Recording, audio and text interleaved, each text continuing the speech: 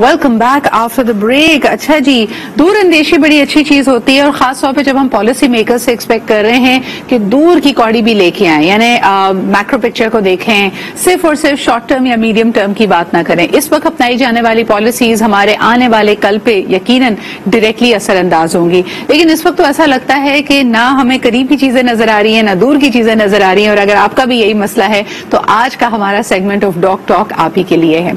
बहुत सारे लोग ऐनक से छुटकारा पाना चाहते हैं, वो नहीं चाहते कि वो हर वक्त ग्लासेस लगाएं, लेकिन उनके लिए शायद ये टीडियस है और डरते भी बहुत है जब आप लेजर ऑपरेशन की बात करें।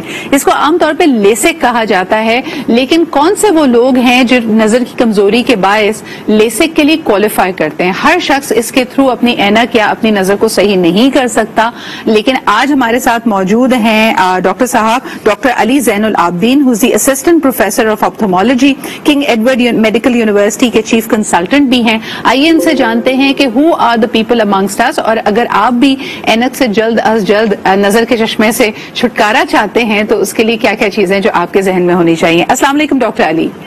जी, क्या हाल है? बिल्कुल ठीक ठाक, बहुत बहुत शुक्रिया। अच्छा, मेरी इंफॉर्मेशन के मुताबिक इवन बिफोर यू क्वालिफाई और you go for a LASIK operation, आपको अपनी आंख की टोपोग्राफी करानी बहुत जरूरी है। कुछ लोग क्वालिफाई करेंगे, कुछ लोग नहीं करेंगे। इसके बारे में मजीद जरा डिटेल्स हमें बताइए। I'm very happy that you know topography. That is very difficult, you know.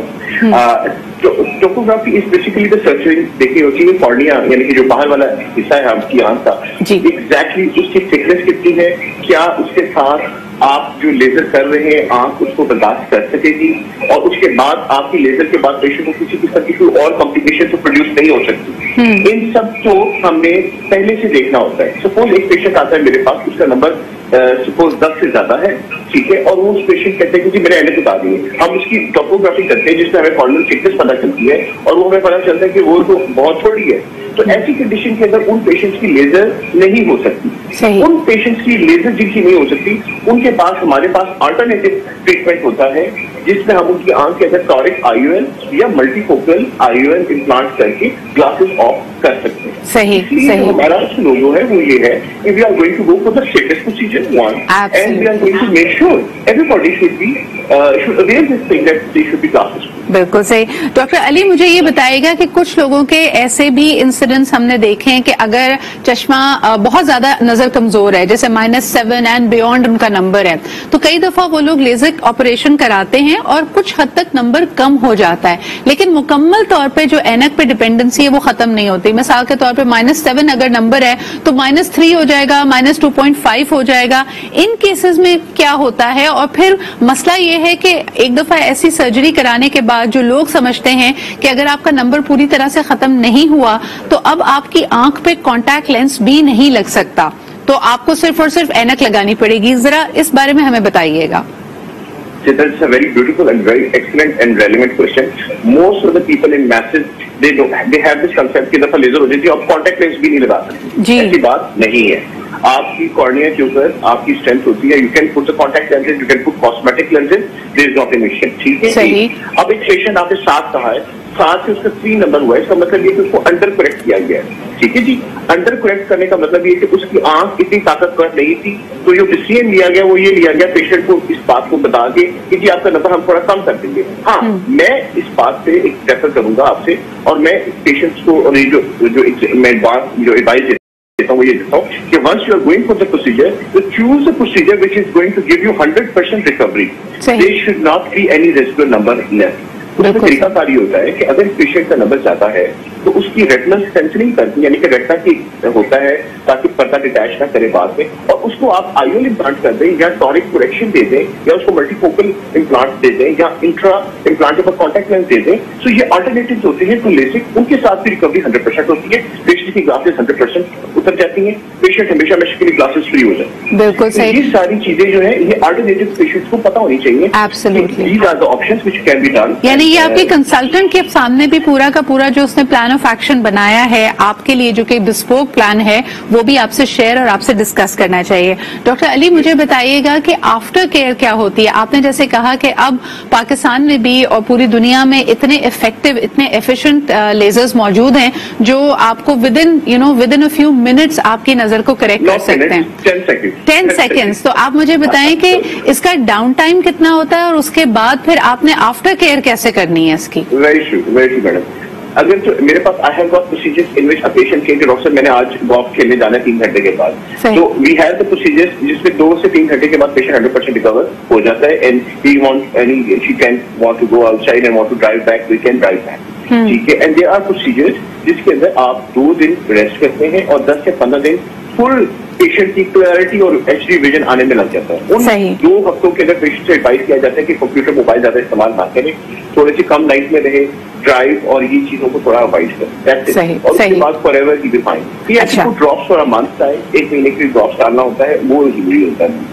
बिल्कुल सही। डॉक्टर अली, एक और सवाल जो अक्सर आता है, जैसे अगर हम 36-40 की एज के बाद देखें कि लोगों की करीब की नजर या रीडिंग ग्लासेस उनको ऑलरेडी लग जाते हैं, तो कई लोग ये भी कहते हैं कि आप लेसिक करवा लें, यंग एज में अगर कराएंगे in your 20s and 30s that's fine, आपकी दूर की नजर यानी आप अगर फार साइटेड हैं वो आपका सही हो जाएगा, शॉर्ट साइटेड हैं वो आपका सही हो जाएगा, लेकिन आहिस्ता आहिस्ता जो वो रीडिंग ग्लासेस लगने हैं वो तो एक नेचुरल प्रोसेस है, वो तो लगेगा। इसके बारे में जरा वजाहत कीजिएगा।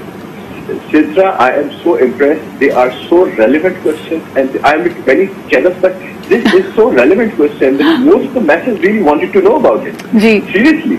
अच्छा, अब देखिए, this is a very good question. 40 के बाद प्रेस पॉइंट पे आना ही आना, ठीक है जी। तो अब हम अगर एक पेशेंट मेरे पास आता है, फीमेल पेशेंट आती है, शी इज अ मॉडल और she is a professional person, की डॉक्टर मेरे दूर दोनों का मसला है, तो you have to cater me for both. तो उसमें हम मोनोकुलर विजन करते हैं। क्या करते हैं? Monocular vision. मोनोकुलर विजन करते हैं, या ये इंटरनेशनल टर्म है, पूरी दुनिया में की जाती है। जो डोमिनेंट आई होती है उसको डिस्टेंस के लिए हम 100% सिक्योर कर देते हैं, और जो रिसेसिव आई होती है उसको नेयर विजन के लिए हम एड ऑन करते हैं।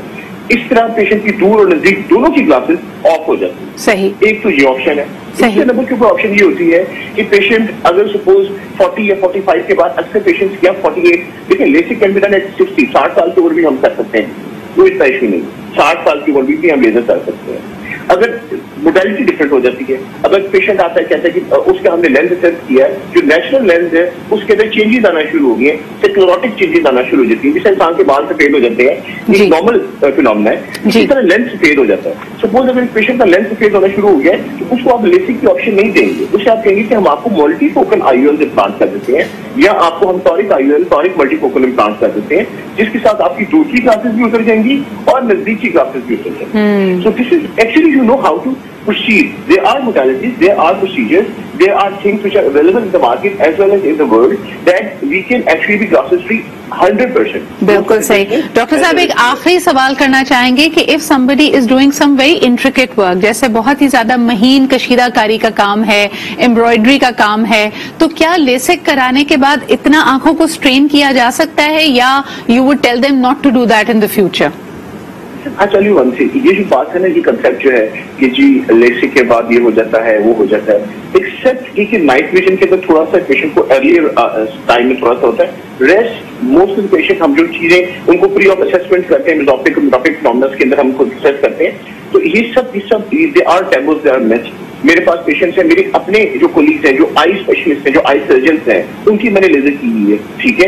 यानी कि आई सर्जन तो इंटीग्रेटेड माइक्रोस्कोपिक वर्क है ना, और मतलब माइक्रोस्कोप के अंदर रह के काम करना है, तो माइक्रोस्कोप में सर्जरी करनी है, तो दे आर ऑल्सो ट्रेन्ड। मेरे बहुत सारे कोलीग्स हैं, उनकी मैंने खुद की है लेजर। सो मेरे I mean they are, this is all a mess. Absolutely. बहुत बहुत शुक्रिया doctor Ali, and we are so proud to have people and specialist like yourself. यानी ये दुनिया की बड़ी महंगी सर्जरी, बड़ी एक्सपर्ट सर्जरी मानी जाती है, और यकीनन we are very proud of the people जो पाकिस्तान में भी ये काम कर रहे हैं। I hope that we answered most of the questions जो आपके जहन में है, लेकिन of course it will vary from case to case, तो please consult your physician, consult a doctor before you make your final call. इसी के साथ हम लेते हैं एक छोटा सा break. Will B right back.